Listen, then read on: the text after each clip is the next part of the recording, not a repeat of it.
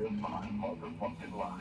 Supposed to be happy, but I'm only getting colder. Wear a smile on my face, but there's a demon inside. There's so much goddamn weight on my shoulders. All I'm trying to do is live my motherfucking life. Supposed to be happy, but I'm only getting colder. Wear a smile on my face, but there's a demon inside.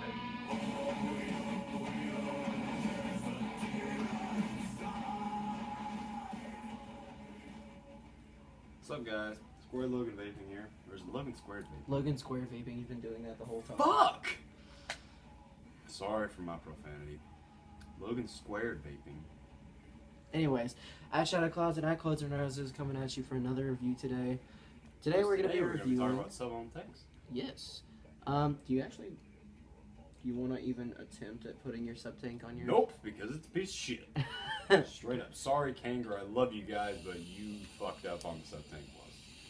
Big time. That's with this right here is what we're going to be reviewing today. I've got Recovery Sauce's Humility in my Atlantis Aspire V2 tank. Aspire Atlantis V2 tank. It's got a, I believe it's a .288 is the set resistance on my IP4. It's reading it down a little lower. The coil itself on the package says it's a .3 ohm coil. However, I noticed that whenever it comes to regulated devices, they tend to read down a little bit lower than the actual resistance that they say on the package. That also happens to be part of the play with the fact that like it depends on your volts too, and how much charge your batteries have as well.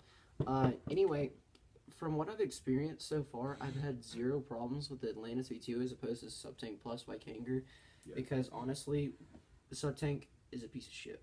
Sorry for the profanity. I'm not sorry.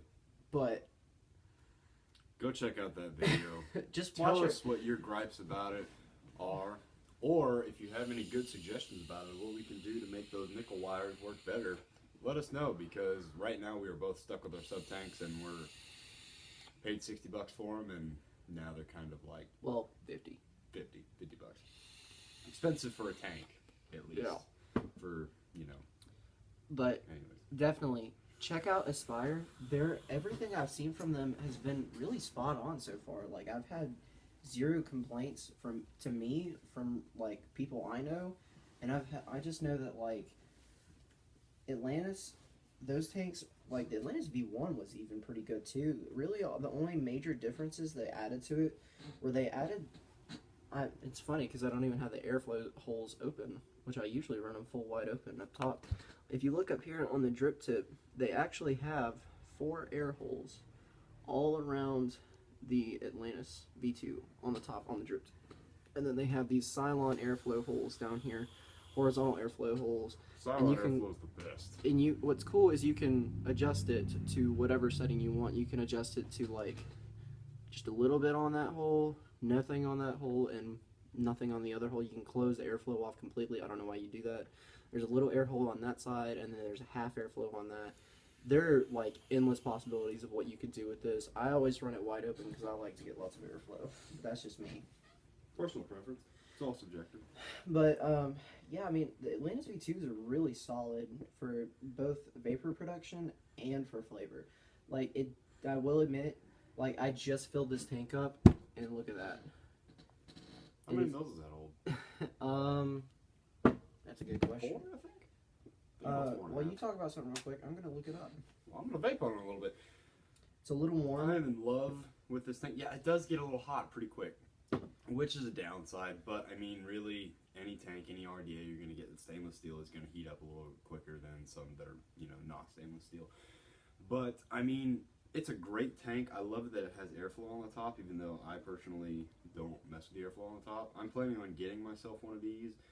Coolest, nice, wide bore drip tip, and it just looks great on your mod. I mean, sits flush. I think it's a 22 millimeter. I mean, no complaints, really.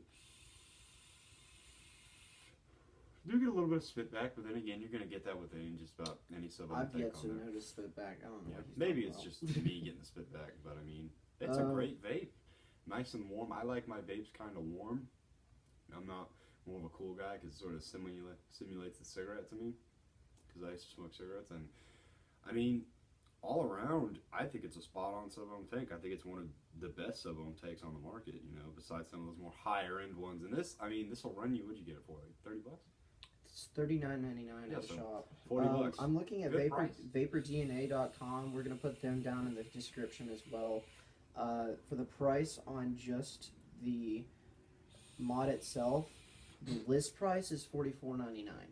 However, their price, you save $10 and it's $34.99, which is cheaper than what I bought it for at a local vape shop. However, right now it is out of stock on vapordna.com. They should be getting more in soon. But the cool thing about VaporDNA is you can add on a flavor of the week, batteries, chargers, wicks, wires. You could buy together. You can buy a unicorn refillable e-juice bottle for an additional $1.99, or a wire coiling tool, an ohm meter, a ceramic tip tweezer, or a mod polishing kit, or even a VaporDNA vape band. I mean, like, that's one thing I love about VaporDNA. Good site. It's, you can add like quite a bit of things to this purchase on there. But anyway, from what I looked up, I think it runs anywhere from 4 to 5 mils. I want to say it's 5. It could be 4 though. Don't keep me and don't hold me to it on that because I'm not entirely sure. But it's around 4 to 5 mils. Yeah. So it's not as much as the Kanger sub tank, but I think for the price range, it's cheaper than the Kanger sub tank. I think it doesn't look as cool in my opinion. I've always been for the sort of red. I love the red O-rings on that. But for the quality of the vape that you're getting, and you can even run those with nickel coils, and they run fine with the nickel coils on like something like our IPv4s. And also, I mean, one thing great. I haven't mentioned yet, it does come with this drip tip up top, and what you do is you can just slide that thing off, and you can buy an adapter. I know it sucks. It's like $4 to buy the adapter, but you can put the adapter in there and put any drip tip you want in there. I actually do have the adapter. I don't have it on here right now because I personally just like this drip tip that comes with it. It looks kind of like that. It's already a wide bore drip tip, but like I said, only downside I've seen with this Atlantis V2 so far is the heat. It gets really hot really quick, especially if you run anywhere between 30 to 70 watts, which is like you can push it to 80 watts.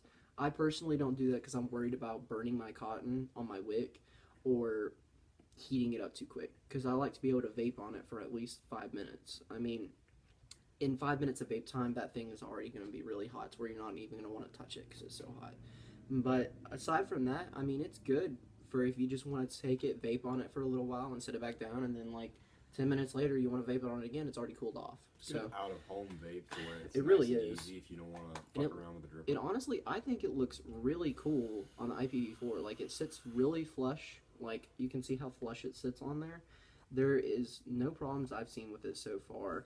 And, I mean, like I said, I recommend it completely all the way. If you have any questions, comments, or concerns, don't forget to leave it down in the comment section. Like us, button's right here. Subscribe button right up here. And don't forget to follow us at Shadow Clouds. And at Clouds and Roses on Instagram. There you go. Have a good day today. Don't forget, keep calm and vape on.